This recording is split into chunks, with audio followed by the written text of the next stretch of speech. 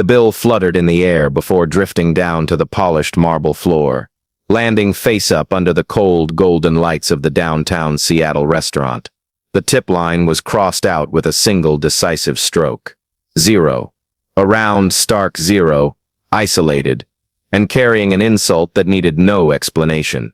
A few staff members glanced over, faint smirks flickering across their faces as Nathaniel Cross stood, adjusted his coat, and walked out, leaving Amara Johnson, the young black woman accustomed to being treated like air, alone with the dirty table that needed clearing. Her throat tightened, not from wounded pride, but because she knew that money could have kept the community center in Rainier Valley lit for a few more days, could have bought books for the kids who waited for her every afternoon. Amara bent down, her hand trembling ever so slightly as she yanked the cold porcelain plate from the table, and in that exact moment, something thin and white slipped out, falling onto the tabletop with a faint sound barely audible. Not cash, not an apology. It was a handwritten note, brief and cold, with a few words powerful enough to throw her heartbeat off rhythm. And the man who left it was not just a difficult customer who didn't tip. He was a test, a silent test that the entire room had already failed, before Amara even realized that her life had just been pulled into an uninvited trial. Rainier Valley woke each morning to the screech of bus brakes, the distant rumble of trains, and the smell of cheap coffee seeping through rows of aging houses, where Amara Johnson had lived nearly her whole life. She was 24, black, slim but sturdy, sharing a small third-floor apartment with peeling paint with her grandmother, a place where the elevator was constantly broken, and the hallways always carried a faint musty odor. Her grandmother used to say the apartment wasn't pretty, but it was safe enough to raise a child without losing their self-respect, and Amara had believed it. By day, she went to the Rainier Valley Community Center, a low building with cracked glass doors, and a bulletin board covered in funding pleas, where Amara tutored black kids for free, children whose parents worked 2 or 3 jobs but still couldn't afford private tutors. She taught math, reading, and how to hold their heads high when walking into rooms where others didn't expect their presence. The center was severely underfunded.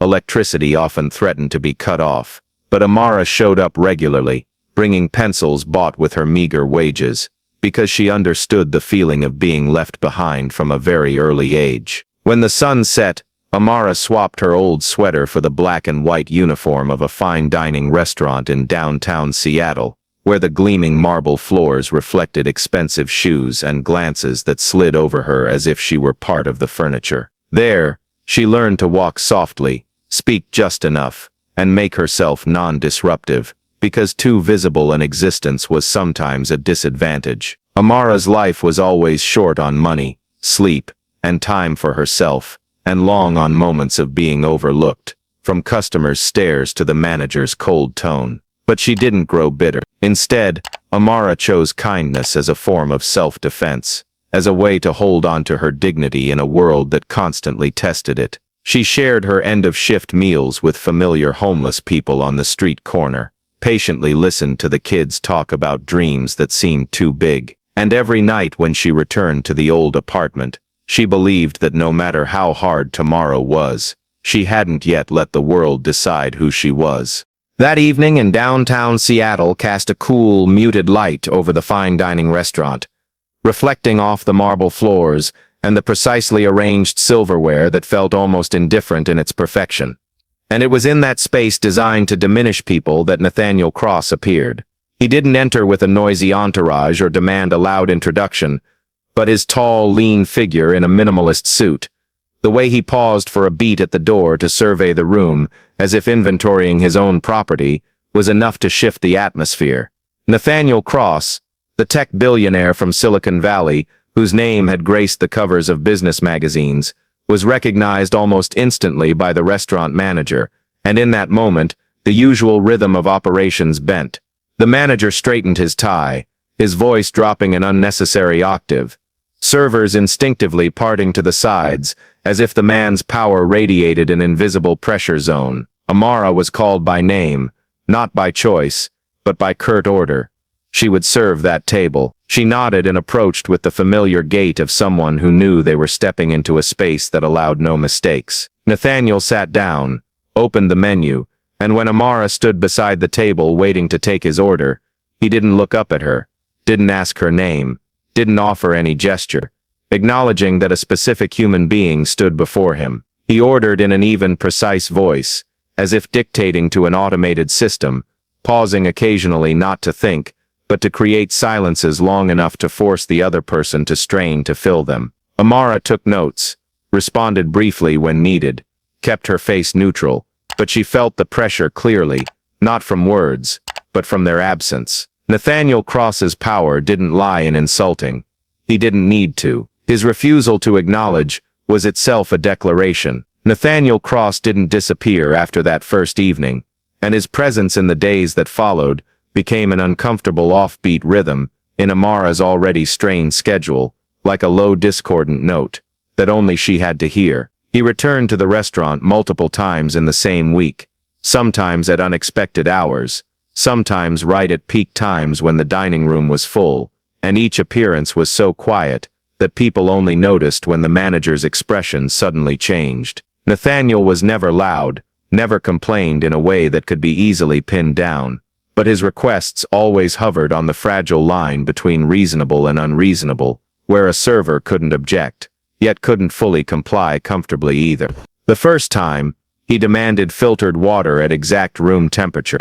Not colder, not warmer, and when Amara brought it, he lightly touched the glass, pushed it aside, and said curtly that it wasn't yet stable, then waited for her to return without further explanation. Another time, he requested a table change after the main course had already been served, not because of noise or lighting, but simply because the view wasn't right, forcing Amara to scramble with the kitchen and colleagues, while irritated glances started turning toward her. One evening he sent a dish back 3 times in a row, each for a tiny detail that if written down, would look like a pointless puzzle, and Amara realized he wasn't testing her serving skills, but her ability to stay calm when everything was pushed off its familiar track. None of her coworkers wanted that table. They exchanged looks, pretended to be busy, some even outright asked to switch shifts when they saw Nathaniel Cross's name in the reservation book, and in the end, the table always fell to Amara,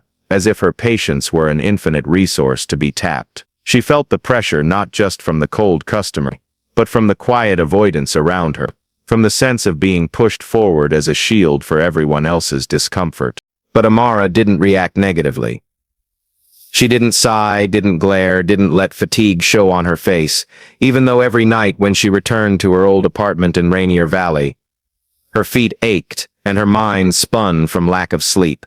She served precisely, remembered every small detail, adjusted her pace and tone to be neither too fast nor too slow, as if walking a thin wire where the slightest wobble meant falling. What made the challenge crueler was Nathaniel's consistently cold distance. He never looked directly at her when speaking, never acknowledged effort, only left silences long enough for the other person to doubt themselves. Amid those tense moments, Amara never stopped showing her kindness in small, unasked-for ways. She lingered a bit longer at the table of an elderly couple confused by the menu, patiently explaining each dish even as the manager glanced at his watch. She helped a middle-aged black customer who'd been overcharged, speaking to him gently like an old acquaintance despite coworkers' annoyed looks for wasting time. Once, when a little girl dining with her family dropped a napkin embroidered with her name, Amara bent down, picked it up, dusted it off, and handed it back with a small smile. The rare smile in a space trained to keep emotions minimal. Those actions didn't immediately change Nathaniel Cross's demeanor, but Amara sensed his gaze sometimes lingering longer on her hands, as she set down a plate, or on how she quietly handled a difficult situation without seeking sympathy. She didn't know if he realized she was becoming the subject of a test, but she clearly understood what that test was slowly eroding: her patience, her self-respect, and the boundaries of a person already accustomed to being overlooked. Still, Amara continued, not hoping for praise or recognition, but because she refused to let those unreasonable demands define how she treated the world. Nathaniel Cross's presence in the restaurant gradually shifted from a series of unreasonable requests to a more subtle pressure, where he no longer challenged Amara through actions but through glances and questions, as if it were time to observe where she would break when there was nothing concrete left to react to. He began speaking more, but still not in a friendly way. These were questions posed lightly, almost casually, yet carrying the weight of a long-established system for categorizing people that needed no explanation. One evening, as Amara set down the glass of wine poured to his exact specification, Nathaniel asked how long she'd been doing this job, his tone flat as if inquiring about the lifespan of a device. Amara answered briefly, without embellishment, and turned away at just the right moment, so her response didn't become an invitation to pry. Another time, when the restaurant was quieter than usual, he asked if she had any plans beyond waiting tables, emphasizing the word plans as if it were a rare door she might or might not qualify to walk through. Amara paused for a beat, looking just past his shoulder rather than into his eyes, and said she had things she was doing, enough to keep her busy, enough to matter, then asked to return to her work. The way she didn't justify, didn't beg, didn't try to prove herself made Nathaniel pause slightly, though he quickly masked it with an indifferent nod. His subsequent questions grew more evaluative than curious. What did she think about people who rose from nothing?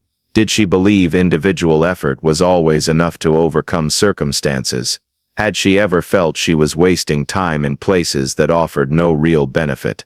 Amara answered each with surprising calm, neither directly rebutting nor easily agreeing, only stating what aligned with her own experience, that some things couldn't be measured by profit, that some work didn't pay but kept a community from collapsing. That time didn't always belong to those with the power to choose. She didn't talk about the community center, didn't mention her grandmother or her sleepless nights, because she understood that in this context, turning her life into an inspirational story was just another way to be put under a microscope. Nathaniel listened, or at least appeared to, sometimes falling silent for so long that the air between them grew taut.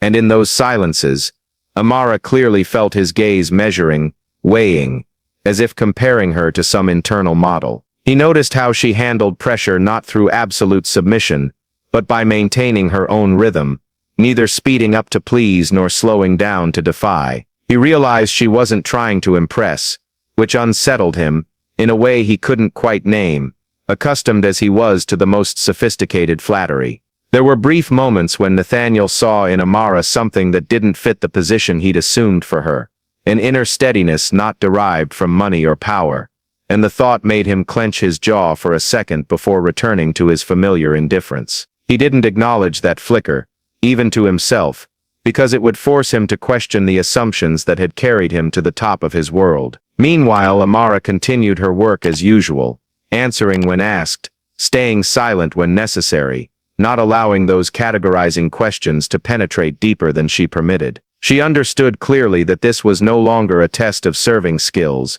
but a psychological confrontation where power tried to assert itself by forcing the other person to justify their own existence. And each time Nathaniel asked a question, each time he waited for a pleading or revealing reaction, Amara responded with what he least expected, a calm that didn't need validation, a dignity that didn't require permission. That night, the restaurant was packed in the way only a city living faster than its own ability to breathe could be. The soft clink of silverware against plates blending with low conversations and golden lights reflecting off the familiar faces of the moneyed crowd. And Nathaniel Cross appeared as he had in recent weeks, without obvious disruption, but enough to make the manager stand a little straighter, and the staff's steps around that table slow unconsciously by a beat. Amara was assigned to serve him, not by choice but by the habit that had formed, and she approached the table with her familiar calm, taking his order, adjusting small details to his specifications without showing any sign of fatigue, even though inside she was stretched tight like a string pulled too long. The meal unfolded like the others, no unusual requests, no evaluative questions, no unsettling long silences, just minimalist gestures and the familiar cold quiet, to the point that Amara briefly thought this might be a normal evening, a rare moment when the pressure didn't mount further. Nathaniel ate slowly, drank wine at his own pace, occasionally scanning the room as if observing a perfectly functioning model, and Amara served him on time, at the right distance to the exacting standards honed over years in spaces that allowed no mistakes. When the meal ended, Nathaniel set down his knife and fork, gave a very slight nod, a gesture vague enough that it couldn't quite be called thanks, but wasn't complete indifference either, then stood and left without looking back, leaving the table deliberately neat. Amara waited the required beat before stepping forward to clear it. Her hands practiced at gathering dishes, wiping the tabletop, checking the bill, and it was in that moment, as the light shone directly onto the thin sheet of paper placed neatly beside the final plate, that she saw the number that seemed to suck all surrounding sound out of the space. Tip. $0. No cross out, no note, no explanation. Just the round, clear figure placed there like a cold conclusion. Amara stood still for another beat, not because she didn't understand what she was seeing, but because her body needed time to adjust to the familiar yet always painful feeling of public dismissal. She glanced up slightly, reflexively searching for an eye, a sign that someone had noticed what had just happened, but all she saw were coworkers hurriedly avoiding the area, heads bowed in pretended busyness, and the manager at the register, his gaze sliding over then immediately turning away as if nothing noteworthy had occurred.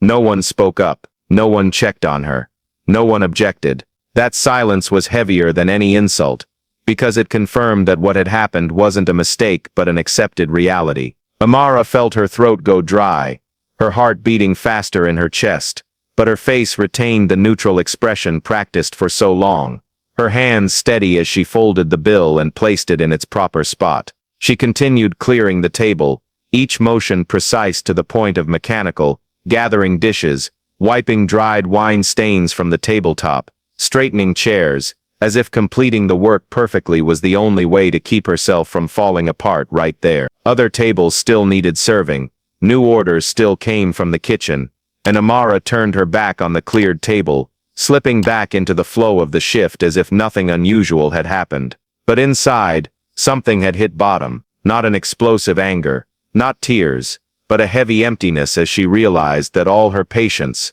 all her calm, all the time she'd refused to be provoked into reacting, had not prevented this moment. The humiliation didn't come from being scolded in front of everyone, but from being treated as though her effort wasn't worth acknowledging, as though her presence in that space was merely a pre-calculated expense valued at zero. Amara kept working until the end of her shift, smiling when required, delivering scripted thank yous, helping a coworker carry a heavy tray, reminding the kitchen about a missing item, and only when she stepped out the back door of the restaurant, away from the golden lights and soundproof walls, did she allow herself a deep breath in Seattle's cold night air. That night, as she walked to the bus stop, her shoes echoing on the rain-wet sidewalk, Amara understood that this wasn't just another no-tip meal, but the first time she'd been publicly pushed to an emotional low, where there was nothing left to justify, nothing to misinterpret, only the quiet, persistent question of how many times a person could be treated as insignificant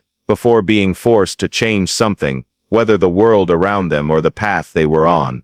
The next morning and the evenings that followed, the echo of that zero on the bill lingered in the restaurant's back-of-house air like a taboo. Everyone knew but no one wanted to touch, and it was in the brief pauses between service rounds that Amara began to feel more clearly the subtle shift around her. Whispered conversations broke out in the changing area, quick glances when she entered, comments lowered but not low enough to miss. She must have done something to upset him. Customers like that rarely skip a tip. Or maybe she's too cold, doesn't know how to charm the rich.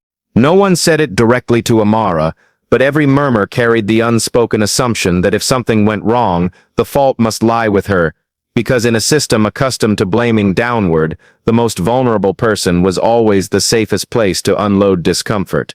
Amara heard it, understood every layer of meaning, but she didn't push back, didn't explain, didn't try to clear her name, because she knew that in their eyes her words would only be unnecessary excuses, possibly even seen as unprofessional. The manager acted as if nothing worth discussing had happened, avoiding eye contact longer than necessary, answering curtly when she asked about the schedule, and quickly changing the subject whenever conversation risked brushing against that no-tip meal. There was no report, no apology, no sign that the restaurant was willing to defend an employee against behavior that was clearly professionally insulting, and that managerial silence weighed more than the coworkers' gossip, because it confirmed that in this power structure, fairness was not a priority. Amara kept showing up on time, kept serving with the precision and calm that had become part of who she was, kept bending to pick up fallen napkins, kept smiling at guests who never looked her in the eye, and outwardly nothing seemed changed, except for the growing clarity of isolation, as she realized she stood alone in a crowded space. But alongside those heavy evenings, every afternoon before her shift, Amara still went to the Rainier Valley Community Center as promised, bringing old notebooks, pre-sharpened pencils, and the endless patience she reserved for the kids waiting for her. She taught them to read, to do math, to ask questions about the world around them, and in the eager eyes of black children growing up amid the same shortages she'd known, Amara found reason to keep silent at the restaurant. She stayed quiet, not because she accepted injustice, but because she'd chosen to spend her limited energy where it was truly needed, on people whose lives were clearly changed by her presence. Each time a child fluently read a difficult passage, each time her grandmother smiled hearing that the kids had grasped a new concept that day, Amara reminded herself that a person's worth couldn't be defined by backroom gossip or a manager's evasive indifference. Still, the feeling of isolation crept in during moments alone, on the night bus, in the small apartment under dim yellow light, when she thought how different everything could have been with just one voice speaking up for her. One simple question like, "Are you okay?" But no one spoke, and that absence exposed most starkly the nature of the social injustice Amara faced, a system where silence was considered safe, and kindness and personal dignity had to fend for themselves. That evening's shift dragged heavier than usual, not because of the number of guests, but because of the lingering low-level tension from days of no one speaking up. And when Amara cleared the last table in her section, she did everything a beat slower, as if her body were trying to delay the moment of facing the familiar zero on another bill. The table was Nathaniel Cross's again, the man who had turned silence into a prolonged form of pressure, and though he had left minutes earlier, the space around the table still held his distinctive cold energy. Amara bent to clear it, stacking dishes by habit, and as she lifted the large decorative charger from beneath the main plate, she noticed a small piece of ivory paper, neatly folded and precisely placed as if someone had calculated that it wouldn't be seen unless the table was cleared carefully. Her heart skipped a beat. Not from fear but from instinct, telling her this wasn't an accidental oversight. Amara glanced around reflexively, making sure no one was watching, then quickly slipped the paper into her palm before finishing the rest of the table, keeping her face and movements no different from before. Only when she stepped into the back area, under harsher lights where dining room noise no longer reached, did she unfold the paper and read the lines written in decisive, unadorned pen strokes. Pier 66, Seattle Waterfront, 11:45 p.m. No signature, no explanation. Nothing to indicate whether this was an invitation, a command, or a thoughtless prank. Amara folded the paper again, a chill running down her spine as she realized its ambiguity was more frightening than the earlier public insults.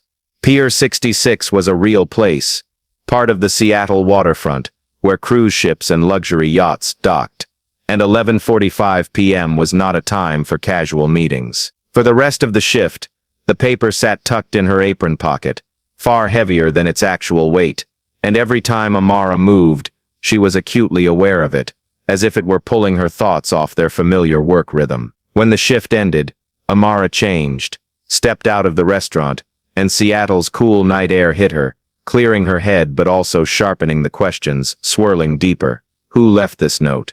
And why her? She could guess, but nothing was certain, and that uncertainty made her pause on the street corner for long minutes, hand tight on her bag strap, wrestling with herself. One part of her wanted to throw the paper away, treat it as another manipulation, an extension of the invisible challenges she'd never agreed to join. The stronger but riskier part reminded her that she had endured so much without ever being given a chance to understand why, and perhaps this was the first time a door had cracked open, even if what lay behind it might be something good or another collapse. Amara thought of her grandmother waiting at home, of the kids at the community center, of herself as someone who had always tried to preserve kindness as a shield for her dignity, and she knew that if she didn't go, this note would haunt her longer than any restaurant gossip. The phone clock showed nearly 11, and Pier 66 wasn't too far, if she caught the last bus, but far enough to make this a real choice, not a reflex. Night fog draped Pier 66 in a thin, cold, damp veil,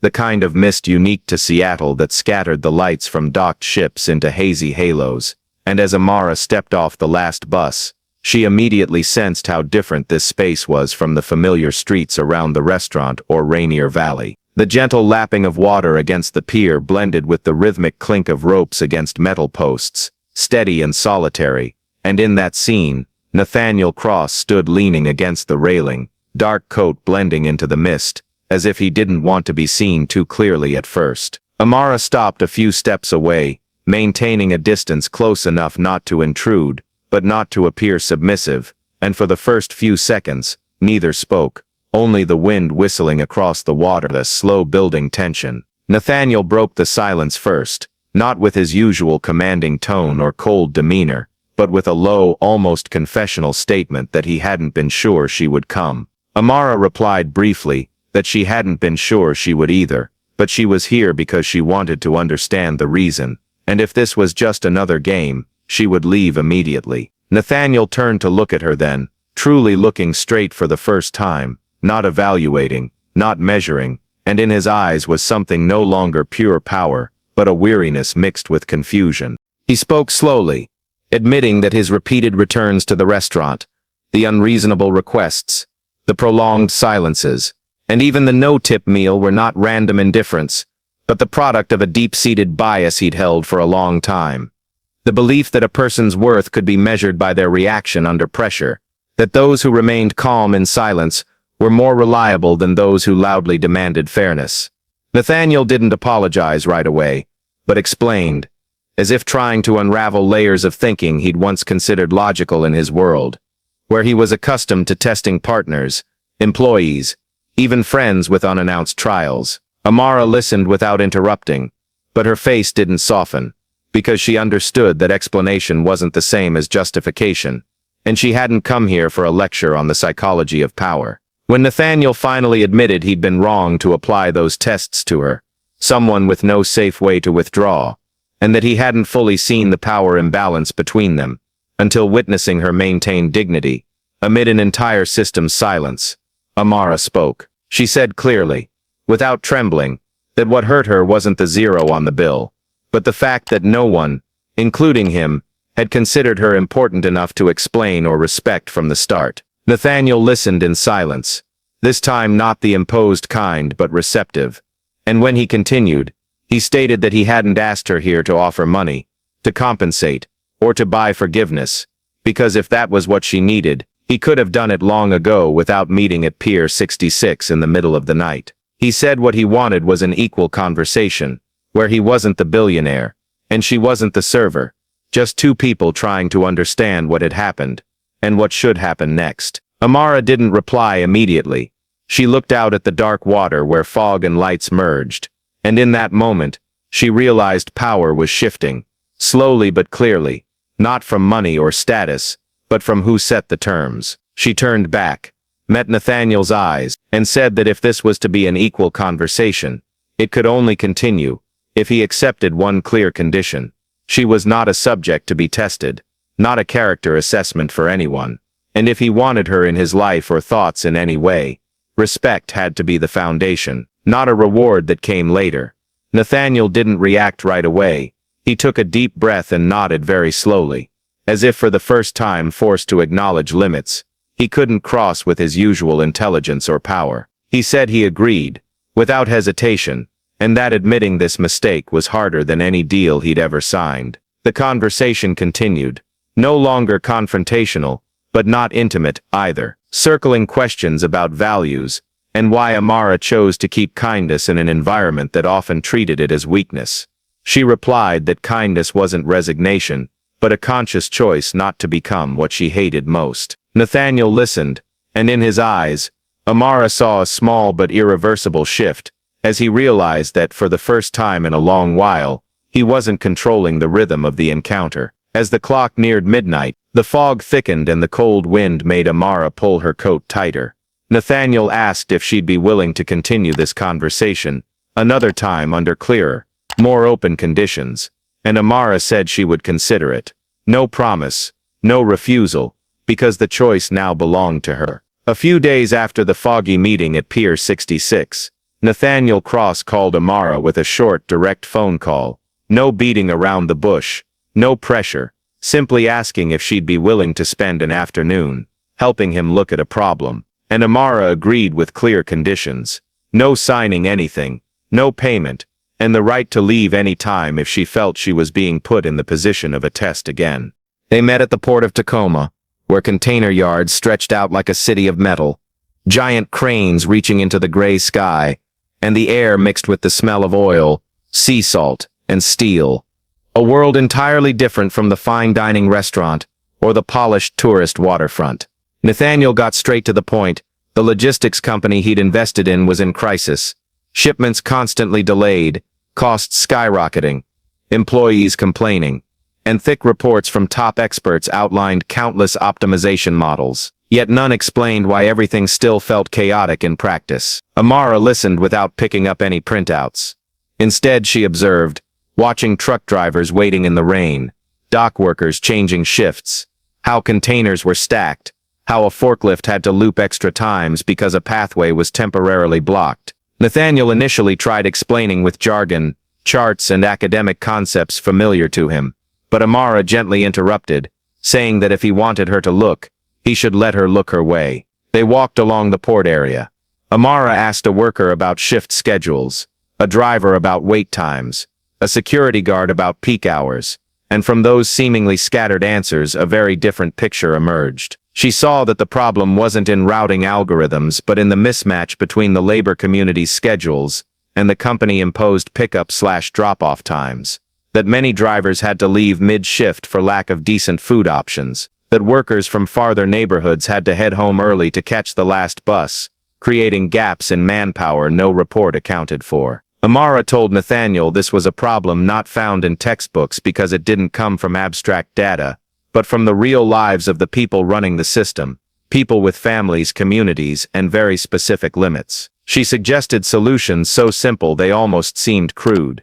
Adjust delivery windows to match surrounding neighborhood rhythms, open a cheap eating area right in the port, so drivers didn't have to leave, redesign pathways based on actual movement patterns, rather than ideal diagrams, and most importantly, listen to feedback from frontline workers instead of just boardrooms. Nathaniel was silent for a long time, not objecting but realizing no academic consultant had ever asked where workers ate, how they got home, or how they balanced jobs with life. Amara didn't say these things in a lecturing tone. She simply shared what she'd seen over years living and working in Black and immigrant labor communities, where every solution had to stick to reality or collapse from the start. Nathaniel countered that such changes might raise short-term costs, and Amara replied that those costs already existed.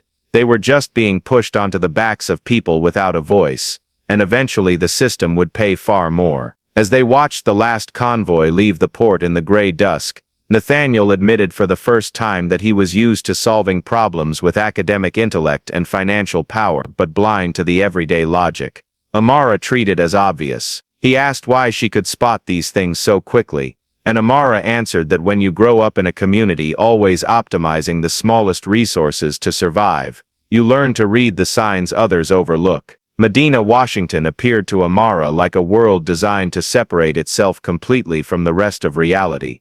Quiet roads winding around Lake Washington, perfectly trimmed tree lines, and mansions hidden behind tall iron gates, where privacy was protected as an obvious privilege. Amara arrived there at Nathaniel's invitation, not for a specific work meeting, but for an evening he called informal, and from the moment she passed through the large gate opening onto the main house grounds, she clearly felt she was entering a space not built for people like her.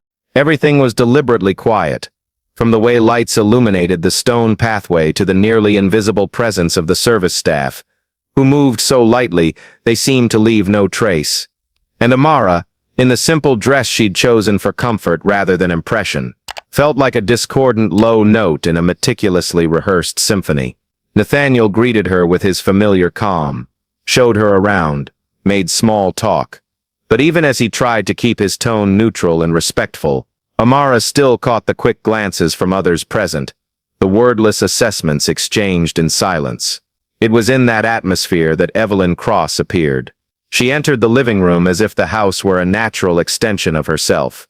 Confident stride, refined but understated outfit, and a smile so perfect it was hard to tell where sincerity ended and strategy began.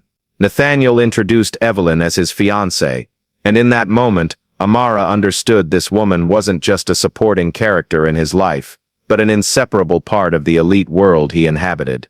Evelyn shook Amara's hand, her blue eyes flicking quickly from face to outfit and back, long enough to send a message without words, and her voice was light, polite to the point no one could call it disrespectful, as she asked what field Amara worked in.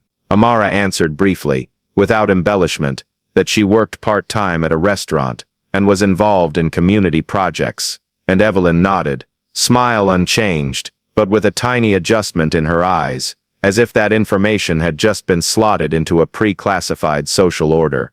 Throughout dinner, Amara sat amid conversations about investments, art, and European trips recounted like everyday habits, and though no one directly excluded her or asked her opinion on those topics, she clearly felt her presence was an exception, a piece that didn't fit in this harmonious picture. Evelyn occasionally turned to ask Amara seemingly harmless questions, whether she was familiar with life in Seattle, whether she liked the restaurant where she worked, but each was phrased in a way that made Amara acutely aware of the gulf between them, not just money but belonging. Nathaniel sensed the tension, though he didn't say it, and sometimes tried to draw Amara in, mentioning the port of Tacoma and her sharp observations, but each time Evelyn smiled and smoothly changed the subject, as if those contributions were merely an interesting side story, not weighty enough to redefine Amara's place in the space. Amara didn't try to fit in, didn't adjust her voice or manner to match those around her,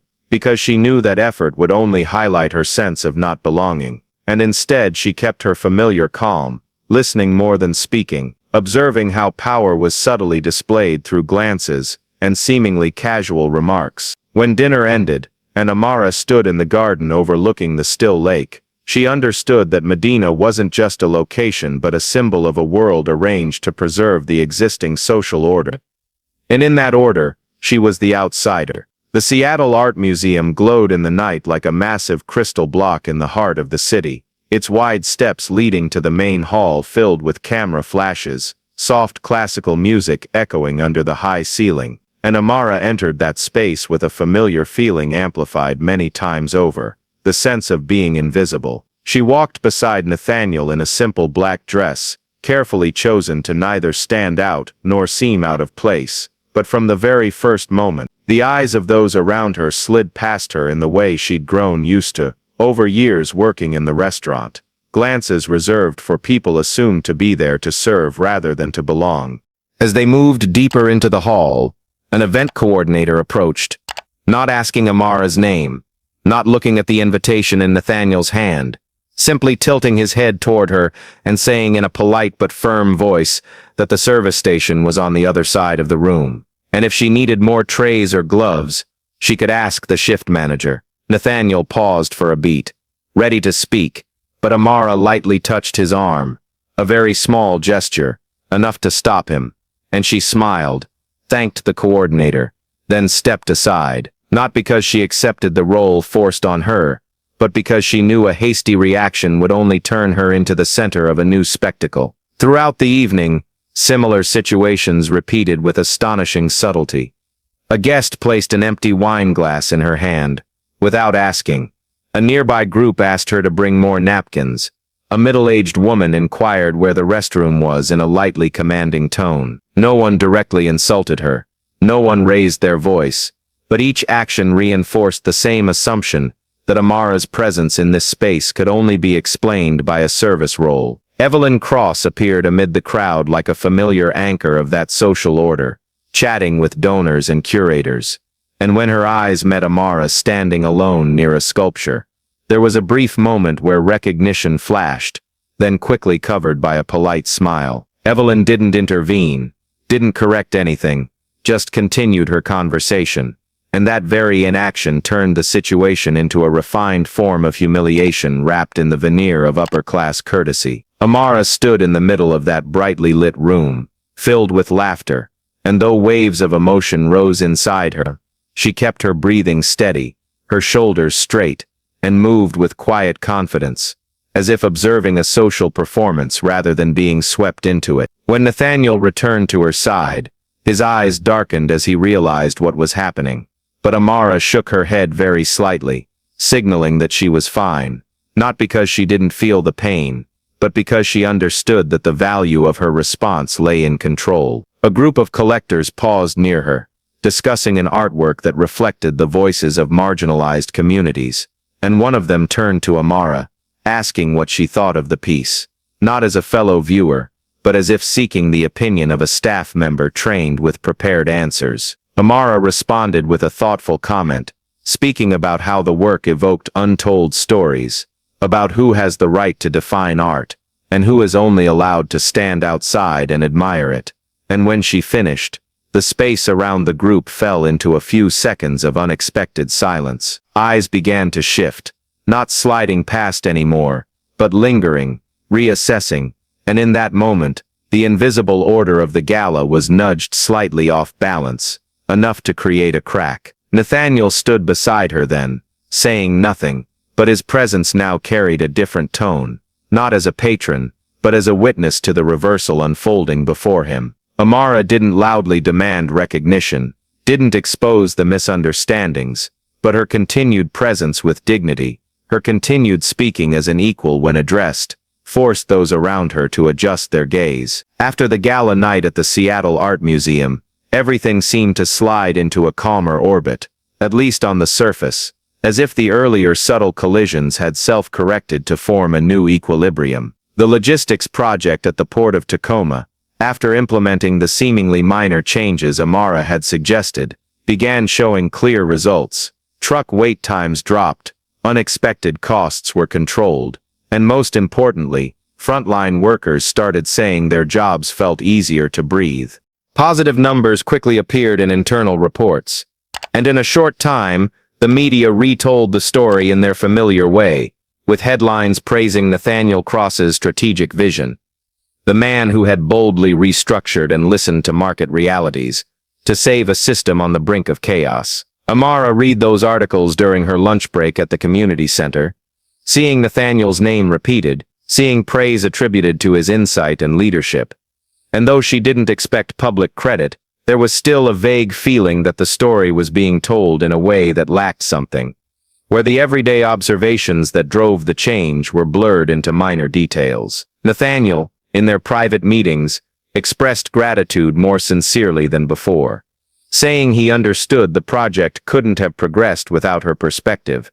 But he also grew busier, swept into a whirlwind of interviews, conferences, and new collaboration offers, leaving Amara on the edge of a success she'd helped create, but didn't fully control. In that context, Evelyn Cross reappeared with a different rhythm, not the cold, categorizing presence from Medina or the meaningful silence at the gala, but a carefully polished friendliness. She began approaching Amara with gentle invitations, short but intimate private conversations, asking about her community work, expressing admiration for how Amara inspired Nathaniel, and that very shift in tone made it hard for Amara, even wary to find grounds for objection. Evelyn offered support for the community center, talking about connecting with donors, suggesting Amara appear more in project meetings to learn more about high-level operations, and everything was presented as generous opportunities without clear strings attached. Amara accepted some of it, not because she fully trusted, but because outright refusal at this stage could be interpreted as uncooperative. And moreover, the promised resources could genuinely help the community she was committed to. Meanwhile, Nathaniel, surrounded by praise and external validation, seemed to relax more, asking fewer questions about small details, and tending to believe everything was on the right track, that the difficult phase had passed. It was in that gap that Evelyn began quietly and patiently placing the first pieces of the trap. She sent emails CC Amara into sensitive threads without full context, then later edited content in ways that could be misinterpreted.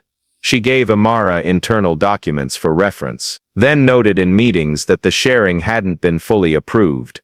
She praised Amara's initiative in front of Nathaniel, while planting vague questions in side conversations about whether Amara was overstepping her role. Everything unfolded too subtly to name as an attack, too softly to be seen as hostile, and that very ambiguity created a false sense of security, where Amara began to believe the initial tensions had been resolved, that her invitation into spaces of power was no longer temporary. In the afternoons at Rainier Valley, teaching and telling the kids how listening to others could change an entire system, Amara felt a cautious spark of hope that perhaps this world, slow and unfair as it was, still had room for kindness and practical wisdom to exist alongside power. The fall came faster than Amara expected, without noise or warning, and because of that it carried the full weight of betrayal, cold and unavoidable. One morning, as she finished a class at the community center, and was stacking plastic chairs, her phone buzzed repeatedly with unfamiliar notifications, an email from an internal address she rarely used, with a short subject line enough to make her heart sink. Emergency meeting. Data security issue.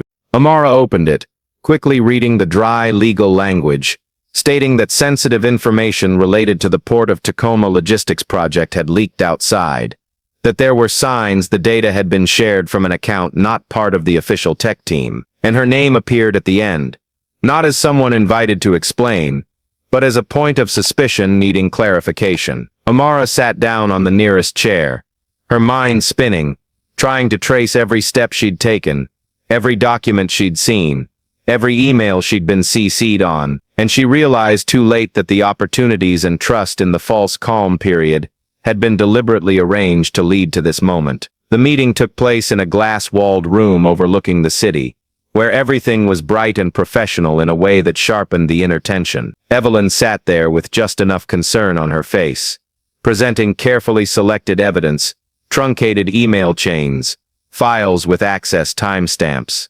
matching Amara's schedule, vague comments from legal about potential risks. Amara spoke up, her voice still calm but clear, explaining that she'd only accessed documents sent to her, that she had no authority or motive to share data, that those emails lacked context, but each of her words seemed to fall into a prepared void, designed to swallow any rebuttal. Nathaniel sat across from her, silent longer than Amara had ever seen him in any prior meeting, his eyes scanning the documents then fixing on the table, avoiding hers, and that silence, in a room full of powerful people, rang out like an unspoken verdict. When Amara turned to him, searching for at least a sign that he would question, demand a review of the process, or mention her actual contributions, Nathaniel only said he needed to protect the company, and that in this situation he couldn't let personal feelings influence decisions. Those carefully chosen words cut deeper than any crude accusation, because they turned betrayal into something reasonable, a necessary choice, and positioned Amara as a risk to be removed for the system to run smoothly. The decision came quickly, almost ritualistically. Amara was suspended from the project, access revoked immediately, and a short internal memo went out about personnel changes to ensure transparency. Nameless, but clear enough for insiders to know who had been pushed out. Amara left the meeting room with a bag lighter than when she arrived. Not from belongings, but from the spreading loss in her chest, the heavy feeling of being convicted without a fair trial. As she stepped out of the glass building, Seattle carried on as usual, traffic flowing, pedestrians rushing, and the world's indifference made her pain sharper. Sur di que sishin dia. This acceptable tea is at Mara. There was no gossip like in the restaurant, no sneaky glances, just silence legitimized by process and signatures, an exclusion wrapped in professional language. Amara walked for a long time, skipping the bus, letting the cold wind hit her face, each step helping her stay balanced.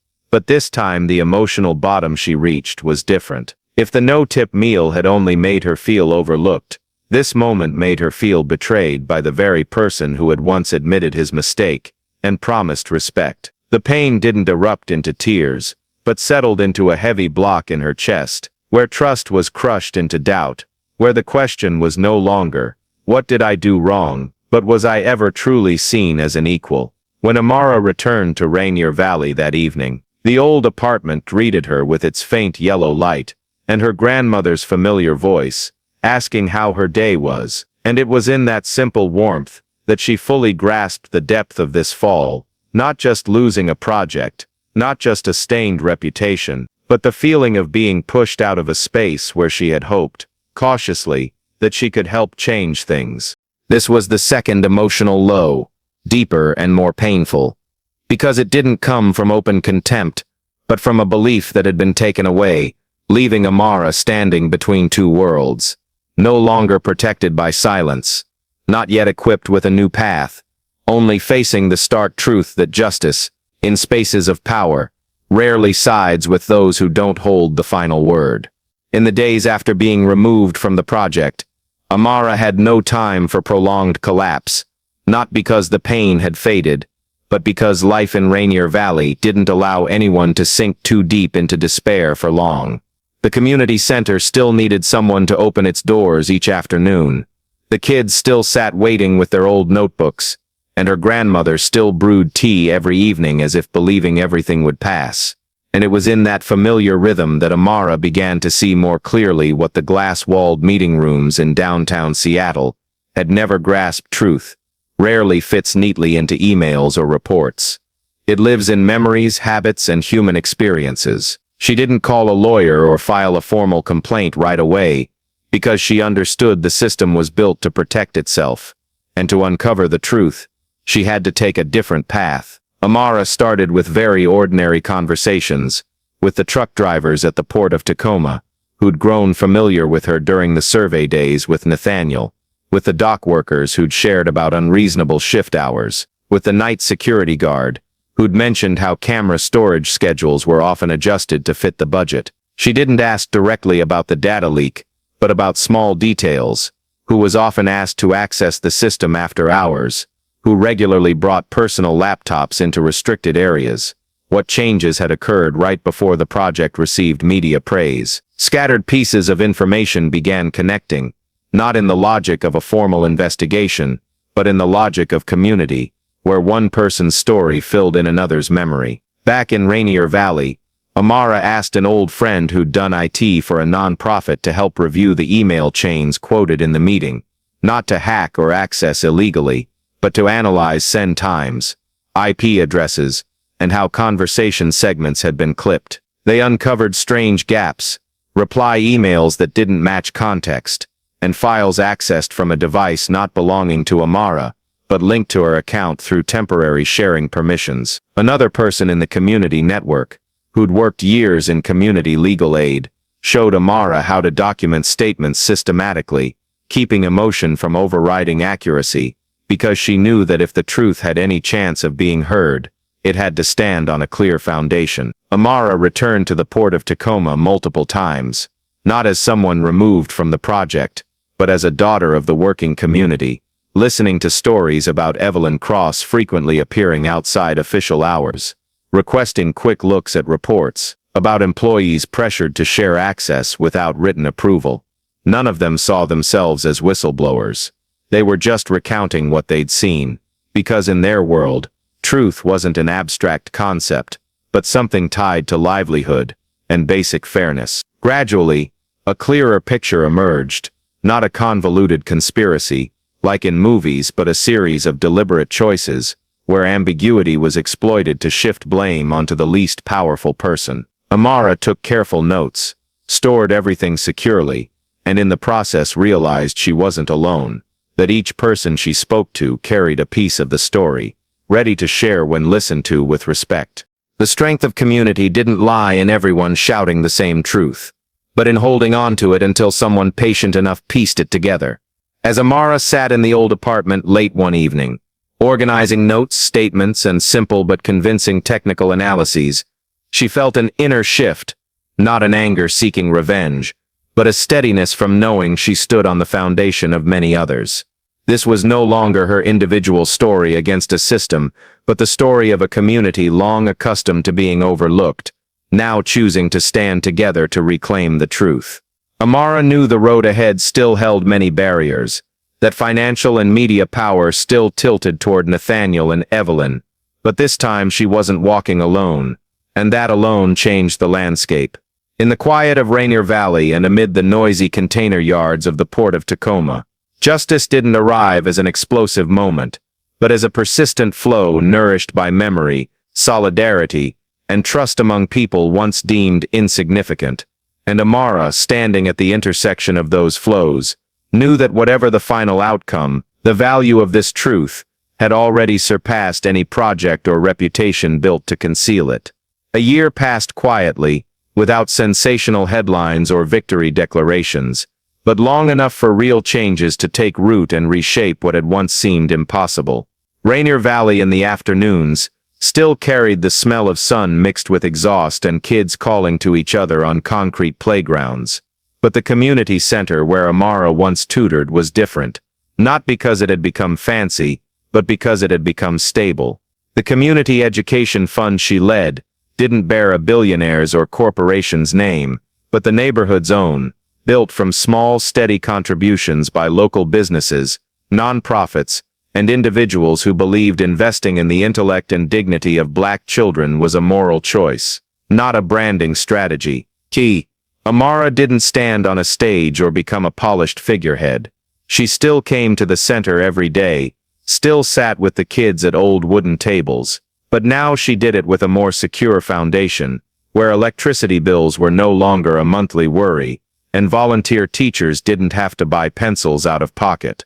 The children she'd once taught to read could now confidently present their dreams, not because they believed the world would automatically embrace them, but because they'd been taught to stand tall and demand respect. In another part of the city, Nathaniel Cross no longer appeared constantly on magazine covers, not because he'd vanished but because he'd chosen to step back, giving up the flashy spokesperson role to become someone who listened more than he spoke. After what happened, he faced the limits of the world he'd once thought reasonable, learned to ask questions before drawing conclusions, and accepted that some forms of intelligence and leadership couldn't be measured by profit or media praise. Nathaniel didn't try to attach his name to Amara's fund, didn't appear at grant ceremonies, and any support from him happened quietly, through connections passed to the community, rather than to individuals. They met again a few times, not often, not symbolically, just brief conversations where Nathaniel listened to Amara talk about the neighborhood's real needs,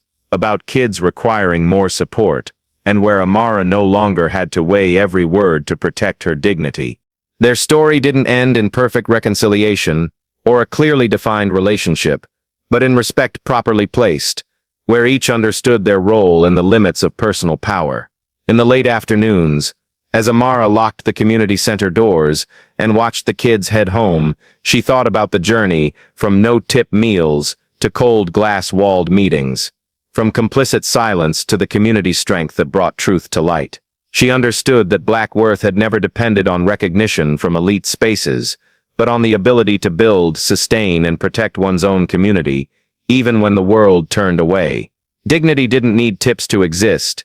Intelligence didn't need certificates to be validated, and kindness, when placed in the hands of those who knew its cost, could become the foundation for a fairer future. If this story touched you, please subscribe to the channel so you don't miss the next journeys about dignity, kindness, and human strength in a challenging world. See you in the next story, where one very small moment can forever change how we see each other.